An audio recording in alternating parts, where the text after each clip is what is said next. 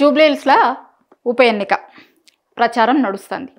అన్ని పార్టీలు ప్రచారం స్టార్ట్ చేశారు. అయితే జనం దగ్గరికి పోయి మేము ఏం చేసినాం, మాకు ఓట్లేస్తే ఏం చేస్తాం ఇది చెప్తారు అన్ని పార్టీలు. ఇప్పుడు బీఆర్ఎస్ పార్టీ అభ్యర్థి మాగంటి సునీత పోతుంది, వాళ్ళ పార్టీ వాళ్ళు పోతున్నారు. అందరూ గతంలో మంత్రులుగా పనిచేసిన వాళ్ళు, మాజీ మంత్రులు, ఇప్పుడు ఎమ్మెల్యేలు, కార్పొరేటర్లు, అట్లా అందరూ ప్రచారం చేస్తున్నారు.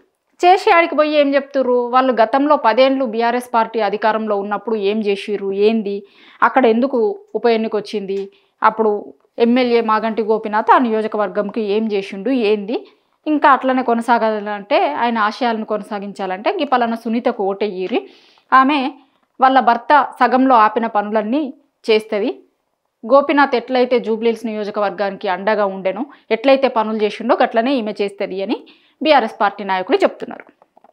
అట్లా ప్రచారం చేస్తున్నారు. సునీత కూడా పోతుంది వాళ్ళ దగ్గరికి, గోపన్న ఆశయాలను కొనసాగించాలంటే నాకు ఓటెయ్యిర్రి, నన్ను గెలిపియ్యిర్రి అని అడుగుతుంది. ఇది బీఆర్ఎస్ పార్టీ వాళ్ళకు ఉన్న లైను. దాని మీద జనం దగ్గరికి పోతుర్రు, అడుగుతున్నారు. అట్లనే ఇంకా రకరకాలై ఇప్పుడు బుల్డోజర్ పాలన కావాలంటే మీరు కాంగ్రెస్ వాళ్ళకు ఓటెయ్యిర్రి, లేకపోతే మంచిగానే ఉండాలంటే కారు గుర్తుకు ఓటెయ్యిర్రి అని అడుగుతున్నారు. వాళ్ళ బాకీ కార్డుల ఉద్యమం కూడా స్టార్ట్ చేసింది. అది మీ దగ్గరికి వచ్చే కాంగ్రెస్ పార్టీ నాయకులకి ఒక పలానా బాకీ కార్డు చూపించి ఎంత అప్పులు ఉన్నాయి, ఎంత ఇవ్వాల్సి వచ్చింది మీకు అనేది అడుగుర్రి అని చెప్తున్నారు. అది బీఆర్ఎస్ వాళ్ళు చేస్తున్న ప్రచారం. అది వాళ్ళ ప్రచారం అట్లా పోతుంది. అంటే కాంగ్రెస్ వాళ్ళు కూడా చేస్తున్నారు ప్రచారం. కాంగ్రెస్ వాళ్ళు ప్రచారం చేస్తున్న దగ్గరే వాళ్ళకి అర్థం కావాలి ఓడిపోతున్నాము అనే ముచ్చట. అర్థమైంది కూడా. అర్థమయ్యే ఇవాళ ఇంకా కోసేపట్లో అజారుద్దీన్ ప్రమాణ స్వీకారం ఉంది కదా, ఇవన్నీ ఎందుకు వస్తున్నాయి అంటే ఎందుకే వస్తున్నాయి. ఇన్ని నెలలు లేనిది అసలు మైనార్టీ శాఖకి ఒక మంత్రి లేక, రేవంత్ క్యాబినెట్లో మైనార్టీ లేక 2 ఏళ్ళు అవటానికి వస్తుంది. 2 ఏళ్ల తర్వాత వీళ్ళకి ఎందుకు గుర్తొచ్చిర్రు, జూబ్లీహిల్స్ ఎన్నికలు ఉన్నాయి కాబట్టి గుర్తొచ్చింది. జూబ్లీహిల్స్లో 1,00,000 చిల్లర మైనార్టీల ఓట్లు ఉన్నాయి కాబట్టి ఇవాళ అజారుద్దీన్ ప్రమాణ స్వీకారం చేస్తుండు.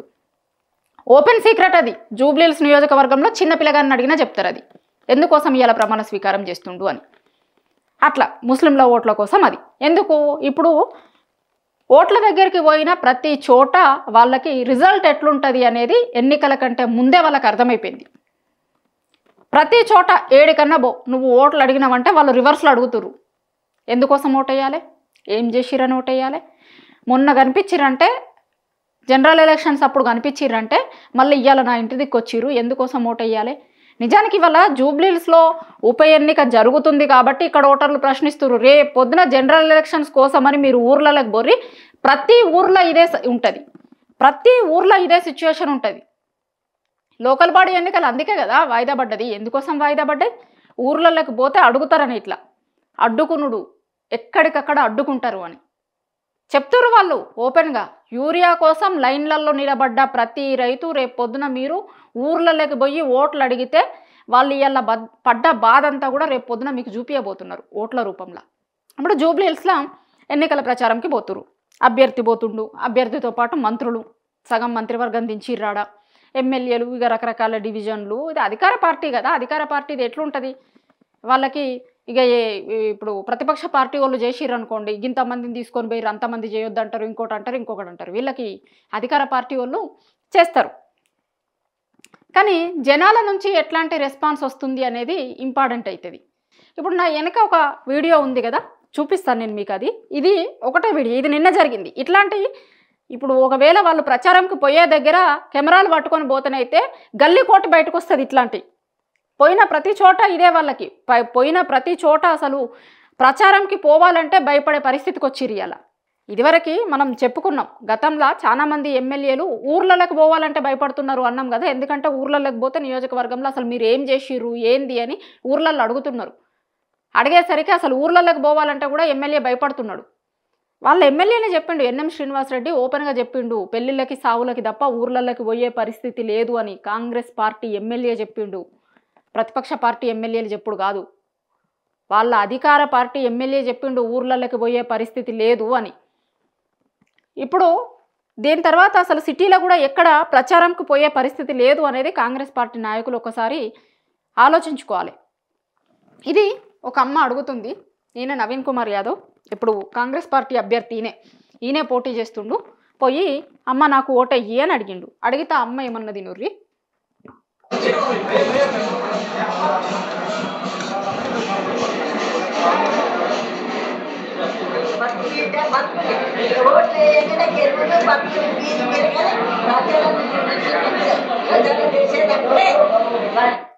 అమ్మ అనేది ఏంటి అంటే, వద్దు తీయి మీరు అన్ని హామీలు ఇచ్చేది ఇప్పుడే ఎన్నికలు వచ్చినప్పుడే మాట్లాడతారు, మళ్ళీ ప్రచారం అప్పుడే ఇదంతా కనిపించేది, ఇదంతా చేసేది, మళ్ళీ తర్వాత ఏమీ ఉండదు అని. అయితే మళ్ళీ జూపల్లి గారు వేరు, మంత్రి గారు పోయి చెప్తే ఇంటరు అనుకున్నారో, మళ్ళీ ఆ అమ్మనే ఆల్రెడీ చెప్పింది ఎందుకు ఓటు వేయాలి, ఎందుకు వేస్తాము, ఇప్పుడు తప్ప ఎప్పుడు కనిపిస్తలేరు మీరు అని చెప్పింది. అయినా సరే ఈ కాంగ్రెస్ వాళ్ళ ఒకటి ఉంటుంది కదా, ఒకటి అంటారు, నేను జర్నలిజంలో ఉన్నప్పటి నుంచి చాలా రోజుల నుంచి ఒకటి కాంగ్రెస్ పార్టీ అనగానే ఒకటి ఏముంటుండంటే, అయినను పోయి రావాలను హస్తినకి అనేది కామెడీగా చెప్పుకుంటూ ఉంటారు కాంగ్రెస్ పార్టీ గురించి. చాలామంది జర్నలిస్టులు చెప్పుకుంటారు అయినను పోయి రావాలను హస్తినకి అని.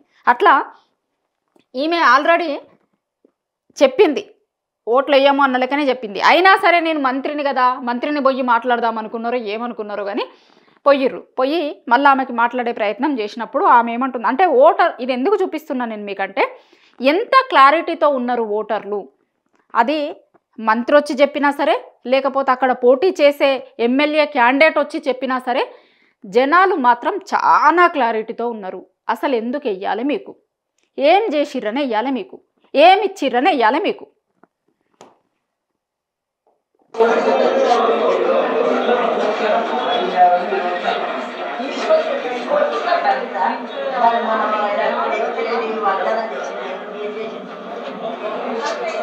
కొంచెం నాయిస్ వస్తుంది, నేను చెప్తా. మరి రేవంత్ రెడ్డి మొన్న వాగ్దానం చేసిండు కదా, ఏం చేసిండు అని అడిగింది ఆమె సూటిగా స్పష్టంగా.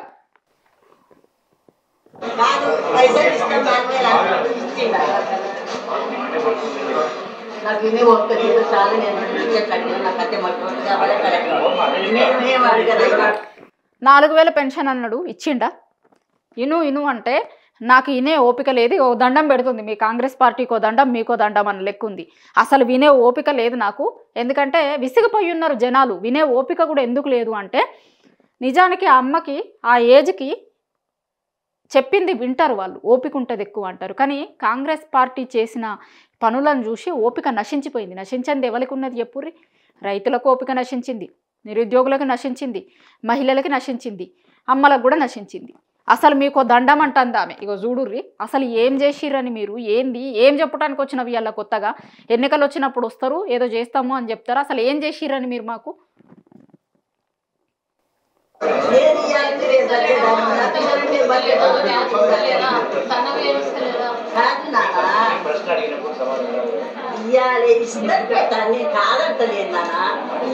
ఇచ్చిన వాగ్దానం మాట మళ్ళా ఓట్లు చేసినాక రాదు. ఇవాళ ఇచ్చిన వాగ్దానం మళ్ళా ఓట్లు వేసిన తర్వాత మీరు రారు, నెరవేర్చరు, వాగ్దానం చెయ్యకుర్రి అని చెప్తుంది ఆమె క్లారిటీగా. ఎందుకంటే 2 ఏళ్ల ముందు ఎన్నికలకు ముందు గిట్లనే కదా చేసిరు వాళ్ళు. 6 గ్యారంటీలు అన్నారు, 420 హామీలు అన్నారు, ఇవన్నీ వాగ్దానాలే కదా. మేనిఫెస్టోలో పెట్టిరు, మస్తు చేసిరు, మస్తు చెప్పిర్రు, కానీ చేసింది ఏం లేదు. అదే అడుగుతుంది ఆమె, మీరు అసలు ఏమి చెయ్యరు, ఇట్లాంటి వాగ్దానాలు ఇయ్యకుర్రి, మీరు ఎన్నికలప్పుడు మాత్రమే కనిపిస్తారు. పోయినసారి ఎన్నికలప్పుడు కనిపించారు, మళ్ళీ ఇప్పుడు కనిపిస్తుర్రు. అసలు మీరు వాగ్దానాలు ఇయ్యకుర్రి, మీకో దండం, మీ పార్టీకో దండం, మీరు రాకుర్రి అన్న లెక్క చెప్పింది ఆమె.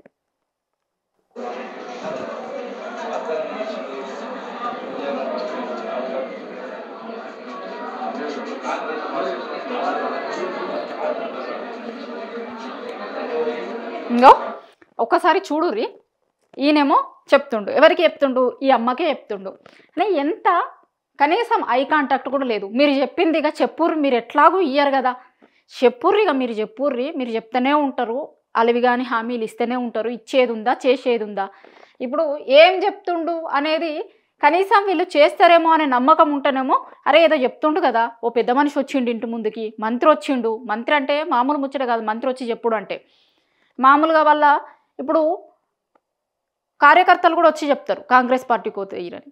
వాళ్ళ డివిజన్లోనో వాళ్ళ కాలనీలోనో ఎక్కడ ఉంటుందో ఈ అమ్మ ఆడ ఇంకా కొంత పెద్ద నాయకుడు వచ్చి చెప్పుడు ఒక మాట, లేకపోతే క్యాండిడేట్ ఉంటాడు కదా పోటీ చేస్తే ఆయన వచ్చి చెప్పుడు ఒక ముచ్చట, మంత్రి వచ్చి చెప్పుడు.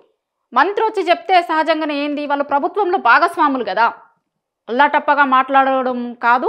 ప్రభుత్వంలో భాగస్వాములు వాళ్ళు చెప్తే కొంత సహజంగానే చేస్తారేమో, మంత్రి చెప్పిండు కదా అనేదన్నా ఉంటుంది. కానీ ఇక్కడ ఏంటి అంటే ఈమె చెప్తా ఉంటే ఇవి ఎట్లాగా అయ్యేటివి కాదు కదా, అయ్యేటిది కాదు, పొయ్యేటిది కాదు, చేసేటిది కాదు. వీళ్ళు ఈ ఏదో చెప్పుకుంటారు, చెప్పుకొని ఇయ్యరు అన్న లెక్క ఈయన చెప్తా ఉంటే ఈమెటో చూస్తుంది. ఎందుకంటే కాదు అని తెలుసు కదా, 2 ఏళ్ల నుంచి చూస్తుర్రా కాంగ్రెస్ పార్టీని.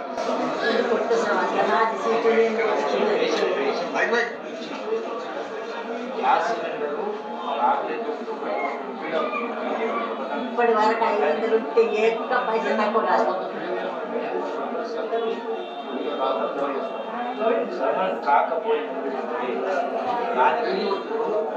ఈయన ఏం చెప్తుండంటే ఫ్రీ బస్సు గురించి చెప్తే అమ్మేమన్నది ఖతర్నాక్ పంచిచ్చింది. ఎందుకు కొట్టుకసావా నీకనా, ఎందుకు పెట్టిరు ఫ్రీ బస్సు అన్నది.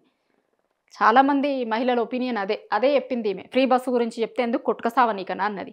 గ్యాస్ సిలిండర్ గురించి చెప్పిండు మంత్రి గారు. చెప్తే ఈ రోజు వరకు తక్కువ కాలే, నాకు గ్యాస్ సిలిండర్ అయితే నాకు తక్కువ కాలే, నాకేం రాలే అని చెప్తుంది.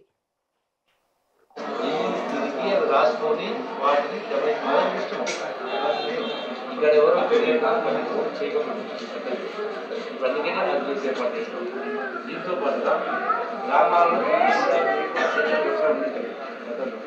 20,000 కోట్ల రూపాయలు రైతుల అప్పు మాఫీ చేయడం, 200 current free, 200 current free, 200 current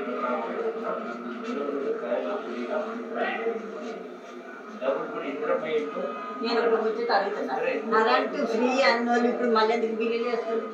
మళ్ళీ ఎందుకు కరెంటు కరెంటు ఫ్రీ, 200 కంటే పైన ఉంటే ఫ్రీ కట్టాల్సిందే. ఇది మొత్తం వీడియోలో అసలు ట్విస్ట్ ఇది తెలుసా, ఇది వినాలి అందరూ. ఇప్పుడు ఈ అమ్మ అడిగింది ఏంది, మీరు ఫ్రీ బస్ ఎందుకు పెట్టిరు, సిలిండర్ రాలే, కరెంటు బిల్లు మీరు ఫ్రీ అన్నారు కదా, మళ్ళీ ఎందుకు బిల్లు వేస్తుర్రు అని అడిగితే మంత్రి గారు ఏం చెప్పాలి? నిజానికి వాళ్ళ దగ్గర ఆన్సర్ ఉంటే దానికి సంబంధించింది చెప్పాలి కదా. అసలు సంబంధం లేని మహాభారతం విన్నారా మీరు అంటాడు చూడుర్రి.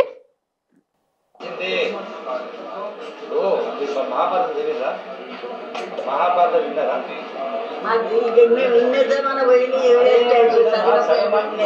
సగమైన అర్థం మారిపోతుంది. అశ్వత్థామ అలాగని గట్టిగా మాట్లాడి చనిపోయింది ఏమంటాడు అశ్వత్థామ అట్లా ఇవాళ కొందరు నాయకులు సగం మాట్లాడి సగం వదిలేస్తే అదే విధానం అనుకుంటారు. వాట్సాప్లో పెడుతున్నారు, సోషల్ మీడియాలో డబ్బులు పెట్టి జీతాలు ఇచ్చి ఉన్నది లేనట్టుగా లేకున్నట్టుగా చూస్తారు. ఇలా చూసి నిజంగా అనుకుంటున్నారు. ఏది నిజమో ఏది అబద్ధమో తెలియకనే కదా ఇప్పుడు అడిగేది. మరి అంత ఏది అబద్ధం ఏది చేసేది అంత అబద్ధం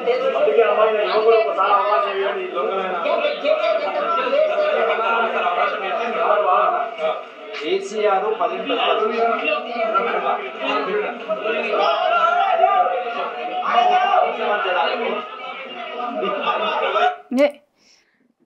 ఆమె ఏదో అడిగింది, ఆ అమ్మ అడిగింది ఏం చేసిర్రు మీరు, ఏం చేస్తారు ఏంది అని.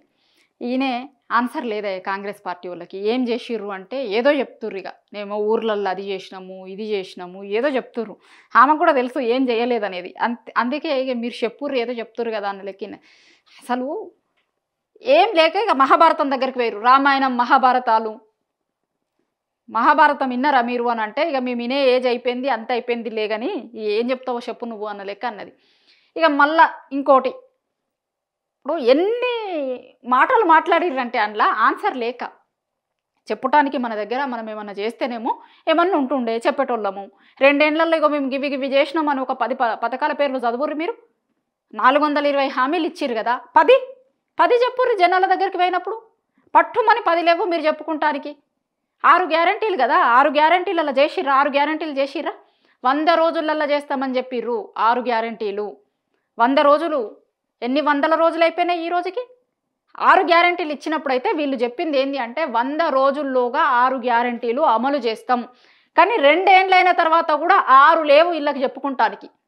రామాయణ మహాభారతాలు ఇంకొకటి ఏదేదో చెప్తారు. ఇక మళ్ళీ లాస్ట్కి వచ్చి ఏం చెప్పినా కాంగ్రెస్ వాళ్ళకు ఒకటే దగ్గరికి వచ్చి ఆగుతారు.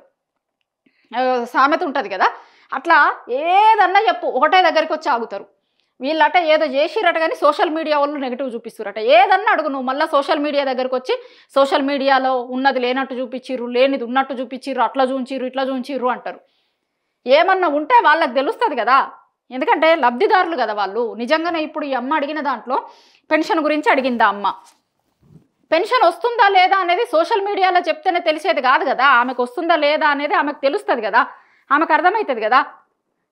అది ఇంకా 2-3 అడిగింది ఆమె ప్రశ్నలు, దానికి దేనికి సమాధానం లేదు. సమాధానం లేక ఇట్లా ఇగో మంత్రులు పోతే కూడా ఇది ఒకటి. అంతకుముందు పొన్నం ప్రభాకర్ది కూడా సేమ్ పరిస్థితి.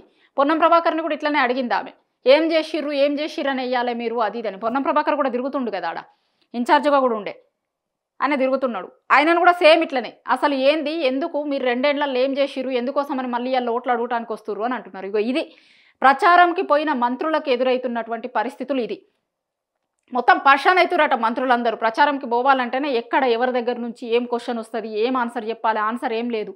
జనాలు అడిగే ప్రశ్నలకి కాంగ్రెస్ పార్టీ నాయకులకి ఆన్సర్లు లేవు. ఏం చేసింది లేదు కదా, చేసింది ఉంటేనేమో ఇక మేము ఇవి చేసినాము, జూబ్లీహిల్స్లో గెలిపిర్రు ఇంకా ఇవి చేస్తాము అని చెప్పుకునేటోళ్ళు.